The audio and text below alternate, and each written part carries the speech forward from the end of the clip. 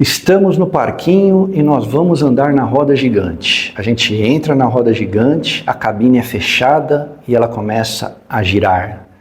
Vamos interpretar que quando ela vai subindo, são os momentos de felicidade, de alegria.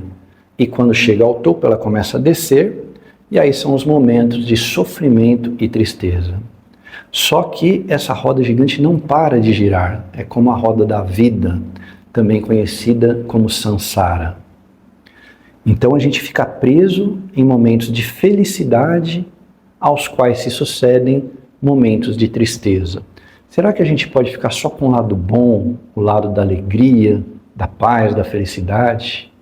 Existe estratégia para conseguir isso, mas para você conseguir esse objetivo, você tem que travar uma batalha. Você está preparado?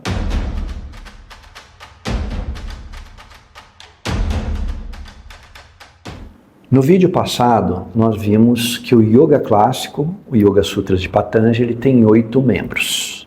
A gente também viu que esses 8 membros podem ser divididos para fins didáticos em 4 grupos: ética, postura, respiração e meditação. Hoje nós vamos dar um passo muito importante no aprendizado do yoga. Lembra da roda gigante que eu falei no começo do vídeo? Se a gente quiser apenas o lado bom da roda gigante, o lado da paz, da alegria, da felicidade, a gente precisa enfrentar uma batalha. Essa batalha é retratada de uma forma muito bela num clássico do yoga que se chama Bhagavad Gita.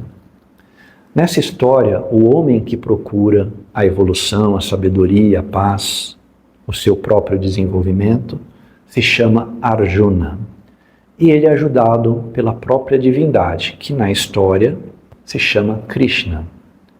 E lá vai Arjuna para o campo de batalha, ajudado, auxiliado por Krishna, e quando ele chega no meio do campo de batalha, ele vê quem são os inimigos. E aí ele se assusta e fala para Krishna: não vai dar não.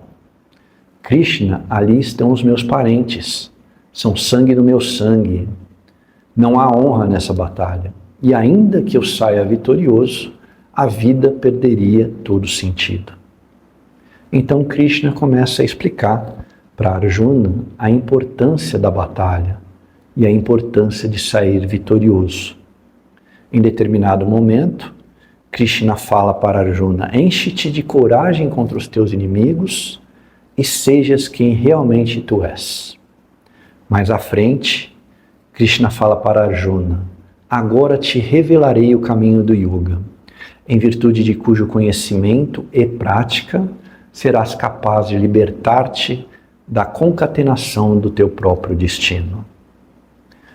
Lembra da roda gigante? O que alimenta o girar desta roda gigante, da roda da vida, também chamada de Sansara, é uma lei de causa e efeito, também conhecida como karma.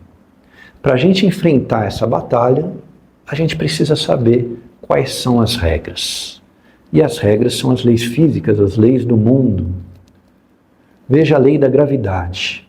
Imagina que você está andando num gramado, tem várias árvores frutíferas e ao seu lado cai uma fruta madura pronta para comer. E aí você come e pensa: a lei da gravidade é bondosa, ela me alimenta. Só que no dia seguinte você está arrumando o telhado da sua casa, você escorrega e se esborracha no chão, quebra a perna. E aí você pensa: a lei da gravidade é malvada, ela me quebrou a perna. Basta um pouquinho de maturidade para a gente perceber que a lei da gravidade não é bondosa e nem malvada. Ela é apenas uma das regras do jogo. E tem uma outra lei, a lei de causa e efeito. A terceira lei de Newton diz que a cada ação corresponde uma reação de igual intensidade, mesma direção e sentido oposto. Nós podemos interpretar de uma forma mais abrangente, de modo que essa lei atinge não só a matéria densa, mas também a matéria sutil. Então as suas ações físicas vão ter efeito, e esse efeito vai retornar para você. O que você fala ou escreve também. E o que você pensa e sente também.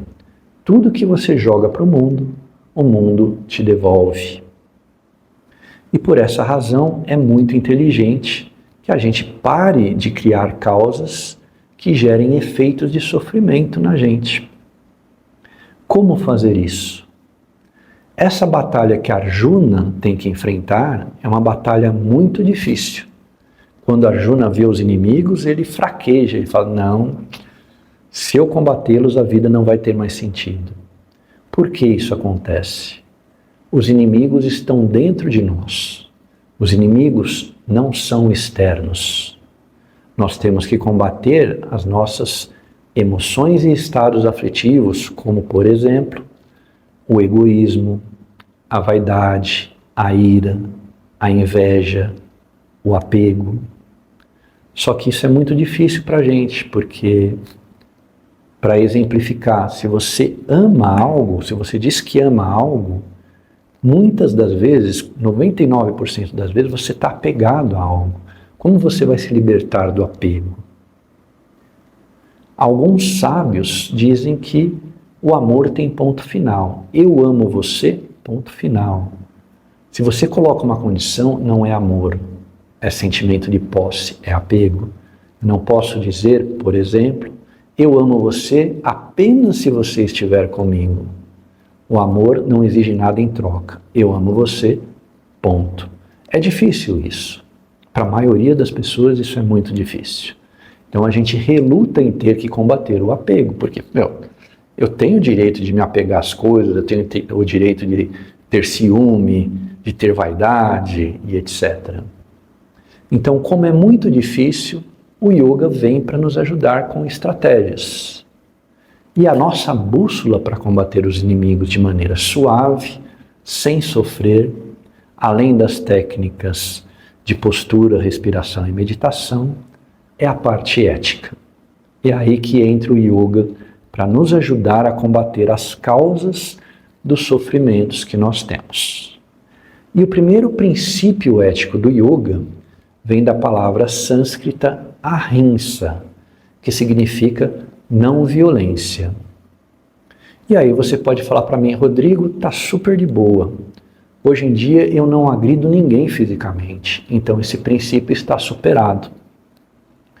Só que a não violência tem, no mínimo, 3 aspectos. A não violência física, a não violência por meio das palavras, escritas ou faladas, a não violência por meio dos pensamentos.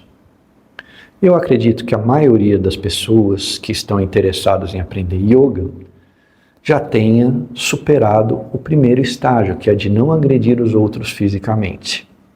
Caso ainda não tenha atingido, comece a prestar mais atenção. Esse é o primeiro passo para a gente começar a eliminar sofrimento futuro para a gente. A maioria de nós está na parte de não ser violentos com as palavras. É aí que o bicho pega. A não violência pelas palavras é tão importante que ela é defendida por culturas diversas, por religiões diversas. No cristianismo, por exemplo, a gente tem um texto belíssimo, está no Novo Testamento, a Carta de Tiago.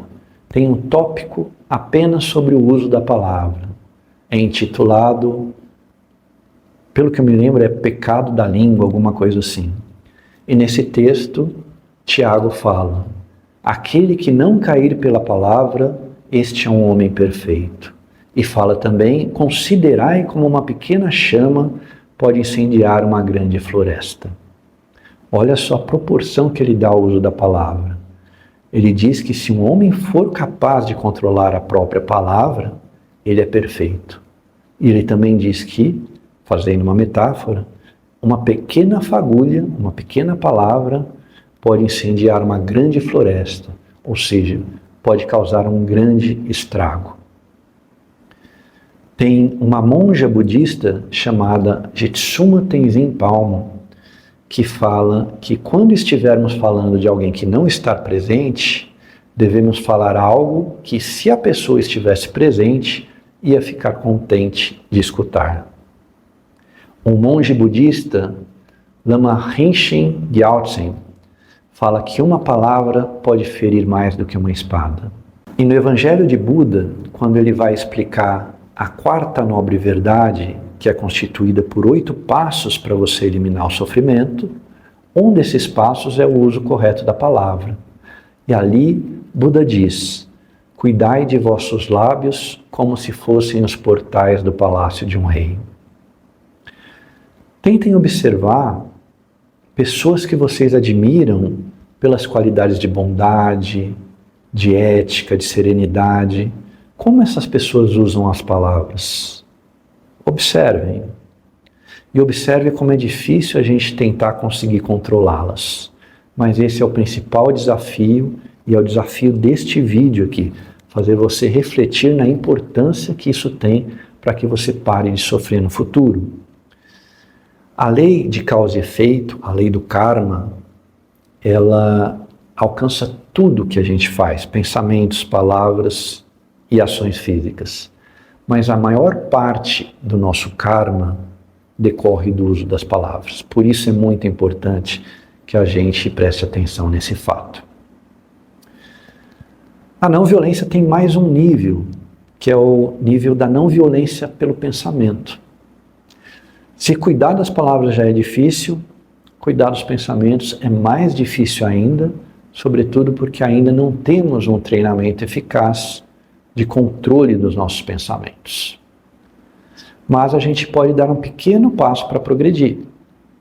Quando você pensar algo violento, tenta se conscientizar de que você teve esse pensamento. Por exemplo, você está dirigindo o carro, toma uma fechada de alguém. Vamos supor que você conseguiu se controlar para não xingar o outro motorista, não xingar em voz alta, mas você xingou em pensamento. O próprio fato de você perceber, estar consciente de que fez isso, é um passo importante para que, talvez numa próxima vez, você não repita.